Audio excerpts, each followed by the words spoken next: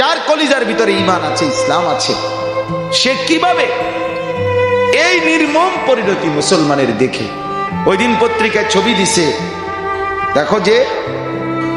6 বছরের একটা বাচ্চা মেয়ে, আমি নিজে দেখছি ছবিটা, বাচ্চাটা সাক্ষাৎকার দিতেছে, বলতেছে সাংবাদিকের কাছে, 6 বছর বয়স, বলতেছে আমি অন্যদের সাথে খেলতেছিলাম, হঠাৎ করে বোমা পড়ছে, বোমার আঘাতে আমি বেহুশ হয়ে গেছি, যখন আমার হুঁশ ফিরে আসছে, ও বাচ্চা মেয়ে বলতেছে আমি দেখি তাকায় আমার হাতটা নাই মানুষ, আমার ডান হাতটা আমার থেকে বিচ্ছিন্ন,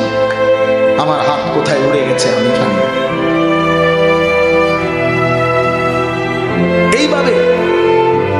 এইভাবে জলজ্জান্ত 3 বছরের 10 বছরের মাসুম নিষ্পাপ বাচ্চা